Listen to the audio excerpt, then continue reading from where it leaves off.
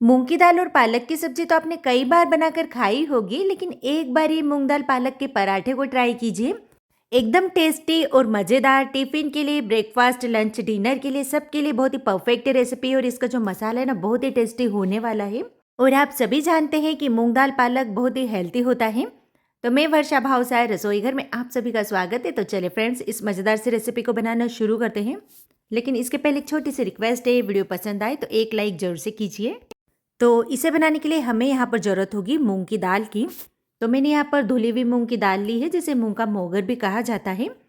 तो ये जो दाल है आधा कप है। आधा कप दाल को अच्छे से धोकर और 2 घंटे के लिए पानी में भिगो कर रखिए, ताकि बढ़िया से फूल जाए। चलिए दाल में से सारा पानी निकाल देते हैं और किसी ग्राइंडिंग जार में इसे डाल देंगे। अब दाल को हमें यहाँ पर पीसना है। तो देखिए, पीसने के लिए पानी वगैरह बिल्कुल भी नहीं डालना है, केवल हल्का सा इसे चलाना है। यानी कि आप कह सकते हो कि दाल के बस थोड़े से टुकड़े हो जाएं। यानी फाइन पेस्ट हमें इसका बिल्कुल भी नहीं बनाना है। आप वीडियो में देख सकते हो ना, मैंने इसे किस तरह से रखा है।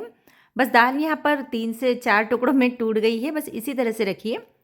चलिए अब गैस चालू कर गैस पे एक कढ़ाई रखेंगे और इसके अंदर डाल देंगे 1 बड़ा चम्मच तेल।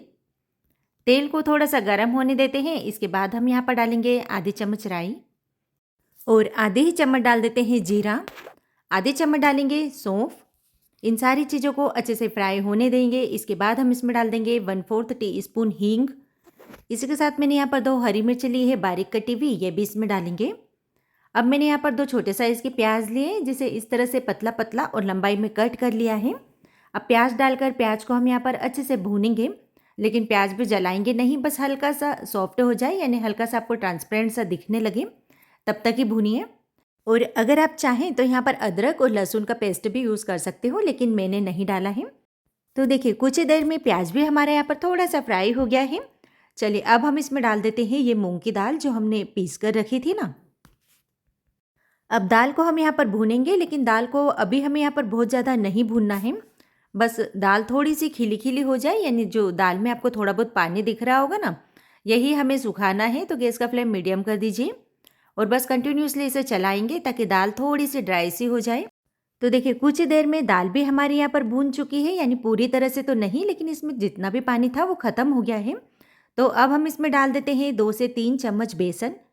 तो थोड़ा सा बेसन आप इसमें ज़रूर से डालिए, इससे पराठे का टेस्ट तो बढ़ेगा ही सही, साथ ही हमें फिलिंग भरने में भी आसानी रहेगी और इसकी क्वांटिटी भी थोड़ी सी बढ़ जाती है। तो अब बेसन और दाल को हमें एक साथ भूनना है। गैस का फ्लेम आप मीडियम कर दीजिए, ताकि दोनों फटाफट से भून जाए। तो दाल गरम है ना, तो देखिए कुछ ही देर में बेसन भी यहाँ पर अच्छे से भून चुका है और आप देख सकते हो ना, कलर भी इसका कितना बढ़िया आया है। चलिए अब हम इसमें कुछ मसाले डाल देते हैं, क्योंकि पहले हमने यहाँ पर कुछ भी मसाले नहीं डाले थे। जैसे 1 चम्मच मैंने डाला है नमक, आप अपने स्वाद अनुसार मैनेज कर लीजिए। 1 चम्मच डाल देते हैं काश्मीरी लाल मिर्च पाउडर। थोड़ा सा डालेंगे हल्दी पाउडर। आधी छोटी चम्मच डाल देते हैं धनिया पाउडर और आधी ही चम्मच मैं यहाँ पर डाल रही हूँ अमचूर पाउडर। तो अमचूर पाउडर डालने से बहुत ही मज़ेदार, एकदम चटपटा सा टेस्ट आता है इन पराठों में। बस एक बार इन सारी चीज़ों को अच्छे से मिक्स कर लेंगे और कुछ देर के लिए चला लेंगे और ऊपर से डाल देंगे बारीक कट की हुई धनिया पत्ती। तो ये देखिए फ्रेंड्स, क्या मज़ेदार हमारा मसाला लग रहा है ना, बिल्कुल कचौरी के मसाले की तरह ही। तो इससे जो पराठे हैं हमारे बहुत ही टेस्टी लगने वाले हैं। चलिए इसे साइड में रख देते हैं ताकि ठंडा हो जाए। और अब हम यहाँ पर डो लगा लेते हैं। तो कोई भी एक बड़ा बर्तन लेंगे, इसके अंदर हम डाल देंगे 200 ग्राम पालक। पालक को अच्छे से साफ कर धो लीजिए और बारीक बारीक कट कर लीजिए। और अब हम इसमें डाल देते हैं 1 चम्मच नमक। नमक डालकर इन सारी चीज़ों को अच्छे से मिक्स कर लेंगे। तो कुछ देर इस तरह से मसलते हुए मिक्स कीजिए, ताकि जो नमक है पालक में अच्छे से लग जाए। और देखिए, इसे 2 से 3 मिनट के लिए मैंने इसी तरह से छोड़ दिया था। आप देख सकते हो ना, पालक यहाँ पर थोड़ी सी श्रिंक हो गई है। और अब हम इसमें डाल देते हैं 2 चम्मच सफ़ेद तिल और थोड़ा सा हम यहाँ पर चिली फ्लेक्स भी डाल रहे हैं, इसके टेस्ट और लुकिंग को बढ़ाने के लिए। इन सारी चीज़ों को फिर से अच्छे से मिक्स कर लेंगे और अब हम यहाँ पर इसका डो लगाकर तैयार करेंगे। तो डो लगाने के लिए मैंने यहाँ पर गेहूं का आटा लिया है। तो गेहूं का आटा बिल्कुल आवश्यकता अनुसार लगेगा, यानी पालक में कितना पानी है उस पर डिपेंड करेगा। तो हमें यहाँ पर पानी वगैरह कुछ भी नहीं डालना है, केवल इन सारी चीज़ों को अच्छे से मिक्स करना है और बिल्कुल नॉर्मल साइज़ का डो बनाकर तैयार करेंगे। तो पहले आप मसाला तैयार कर लीजिए, इसके बाद ही आप डो लगाइए, क्योंकि डो लगाने के बाद हम इसे रेस्ट पे नहीं छोड़ेंगे। अगर आप इसे कुछ देर इसी तरह से छोड़ दोगे ना, तो डो बहुत ज़्यादा गीला हो जाएगा।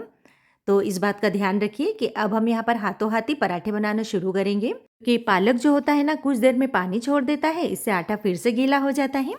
अब मैंने यहाँ पर थोड़ी सा एक बड़े साइज़ का पेड़ा लिया है, इसे सूखे आटे में डीप किया है और अब हम इसे बेल लेंगे। तो रोटी से थोड़ा सा मोटा ही हम इसे रखेंगे, क्योंकि हम यहाँ पर भरवा पराठे बना रहे हैं ना।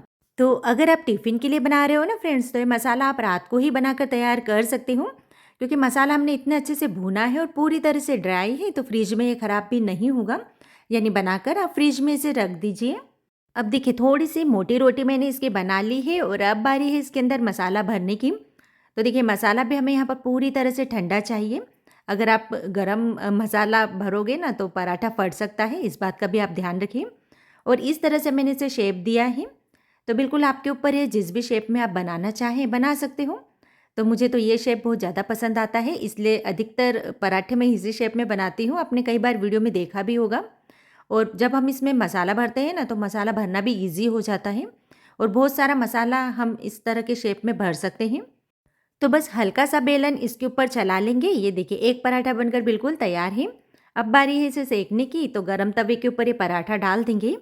एक तरफ से जैसे ही सिकता है इसकी साइड चेंज करेंगे और दोनों तरफ से बढ़िया सा सेक लेंगे। इसके बाद इसके ऊपर आप घी, बटर, तेल जो भी आपको लगाना है आप लगा सकते हो। तो मैं तो यहाँ पर तेल लगाकर इसे दोनों तरफ से सेक रही हूँ।